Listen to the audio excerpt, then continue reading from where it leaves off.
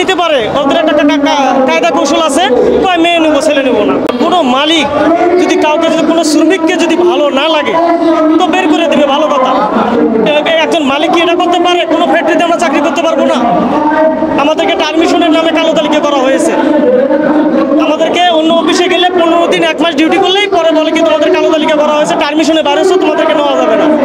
একজন মালিক কি এটা করতে পারে যে তার অফিসে ভালো লাগলো না, তারা বের করে দিল, ভালো কথা, আমি আরেক অফিসে যাব? অন্যায়ভাবে আমাকে বের করেও দিচ্ছে, অন্য অফিসে চাকরিও নিতে পারতেছি না।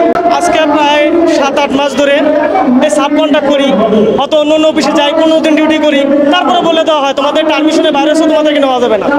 আর অনেক অফিসে বলে যে যদি না নিতে পারে ওদের একটা কায়দা কৌশল আছে, কয় মেয়ে নেবো ছেলে নেবো না, এটাও বলে। ঠিক আছে, এভাবে নানান কথা বলে আমাদেরকে হয়রানি করে, আমরা চাকরি নিতে পারতেছি না। আমরা কালো তালিকা থেকে মুক্তি চাই। স্বৈরাচার সরকারের নাম বলে কিছু ছাত্রলীগ ছিল, সন্ত্রাসী বাহিনী ছিল, তাদের মাধ্যমে আমাদেরকে হয়রানি করে বন্দুকের পুলিশের নলের সামনে দাঁড় করে আমাদের টারমিশনে সাইন করাইছে, করে আমাদের বাই করছে, ভালো কথা। আমাদের অন্য জায়গায় চাকরি করার সুযোগ করে দেন, আমাদের টারমিশন তুলে দেন, আমাদের কালো তালিকা তুলে দেন, এটাই চাই আমরা। আর 7 মাস ধরে আমরা বসে আছি, আমরা ক্ষতিপূরণ চাই, ম্যানেজমেন্টের বিচার চাই। আমাদের যদি অন্যায় থাকে আমরা মাথা পেতে নেবো, সমস্যা নাই। আর ওরা বাইর করে দিচ্ছে আর বলছে এমন কাজ করছি তোরা সন্ত্রাসী করে খাবি, তোরা চুরি করে খাবি, চাকরি করতে পারে। হ্যাঁ, এটা তাই হবে, তো করার কিছু নাই। কি করবো আমরা?